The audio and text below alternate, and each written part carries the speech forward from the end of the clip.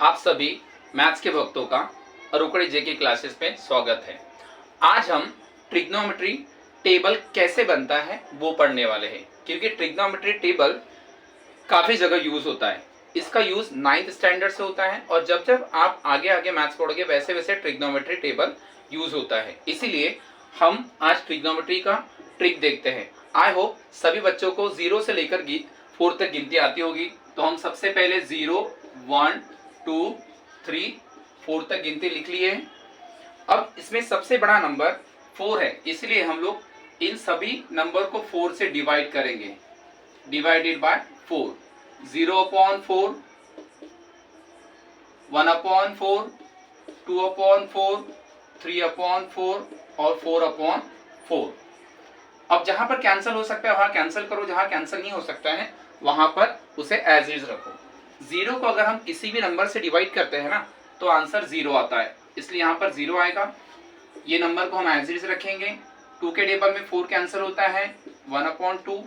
3 के टेबल में 4 कैंसिल नहीं होता है बेटा, इसलिए हम इसे एज इज रखेंगे। 4/4 1 होगा। अब डिवाइड करने के बाद जो भी आया है उनका हम स्क्वायर रूट लेते हैं, इसलिए हम यहाँ पर लिखेंगे टेकिंग स्क्वायर रूट।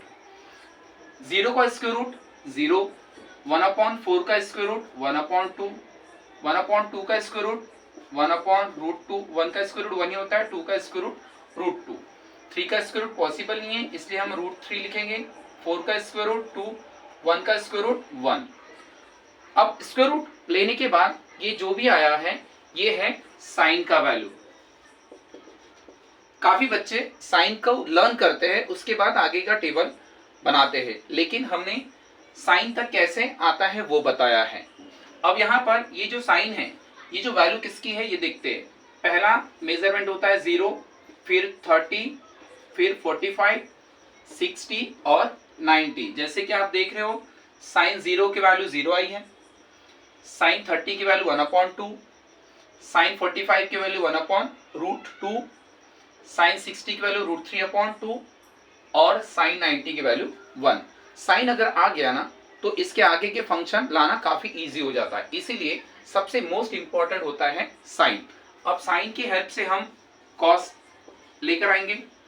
अब कॉस बनाने के लिए सबसे पहले सेंटर का नंबर एज इट इज रखेंगे बेटा। अब साइन की हेल्प से कॉस लाने के लिए 0 की जगह 90 की वैल्यू लाएंगे और 90 की जगह 0 लाएंगे। हम इसका प्लेस एक्सचेंज करते हैं, 0 की जगह पे 1 और 1 की जगह पे 0। वैसे ही 30 का 60, 60 का 30, तो यहाँ पर √3/2 और यहाँ पर आएगा 1/2। ये किसका वैल्यू हो गया? कॉस। देखा आपने कितने आसानी से हम लोगों ने साइन की हेल्प से कॉस ला लिया। अब साइन और कॉस के ही तो बाकी के फंक्शंस बनते हैं, जैसे कि यहाँ पर हमारे पास है tan थीटा। tan है साइन और कॉस का कॉम्बिनेशन, इसीलिए साइन अपॉन कॉस लिखते हैं। कॉस 1 है और साइन 0 है, तो 0/1। 0 को किसी भी नंबर से अगर हम डिवाइड करते हैं तो यहाँ पर आता है 0। यहाँ पर डिनोमिनेटर सेम है तो यहाँ पर बचता है 1/√3, 1/√2, 1/√2 सेम है तो यहाँ पर क्या आएगा बेटा 1। यहाँ पर भी डिनोमिनेटर सेम है तो ऊपर बचेगा √3, नीचे 1 है, नीचे का 1 इंपॉर्टेंट नहीं होता है हमारे लिए।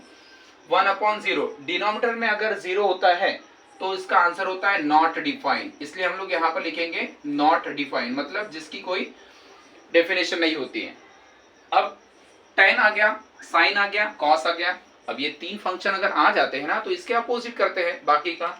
अब जैसे कि tan का अपोजिट है हमारे पास कॉट। अब फंक्शन अगर अपोजिट है तो रेशियो भी अपोजिट होगा। यहाँ पर इनका अपोजिट कर दो, 1/0। हमने अभी जस्ट बताया कि डिनोमिनेटर अगर 0 होता है तो नॉट डिफाइन आएगा, तो यहाँ पर लिखा जाएगा नॉट डिफाइन। ठीक है। अब यहाँ पर 1/√3 का अपोजिट कर दो, क्योंकि tan का अपोजिट क्या है कॉट।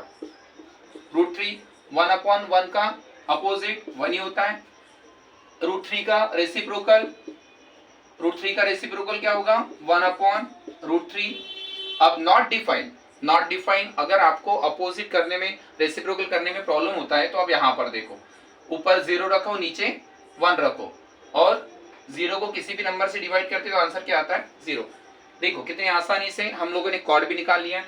जैसे tan का अपोजिट कॉट है, वैसे ही cos का अपोजिट क्या है हमारे पास, सेक थीटा है। चलो इसको भी हम रेसिप्रोकल करते हैं। 1/1 का रेसिप्रोकल 1 ही होता है। √3/2 का रेसिप्रोकल बेटा 2/√3। 1/√2 का रेसिप्रोकल √2। 1/2 का रेसिप्रोकल 2। 0/1, 0/1 का रेसिप्रोकल करो तो 1/0 होता है, जिसे हम लोग नॉट डिफाइन कहते हैं, क्योंकि डिनोमिनेटर में 0 आ रहा है। जैसे हम लोगों ने cos का अपोजिट सेक कर दिया, वैसे ही sin का अपोजिट क्या करेंगे हम लोग, कोसेक करेंगे। ठीक है, अब 0 का रेसिप्रोकल करो। 0 का रेसिप्रोकल मतलब 1/0।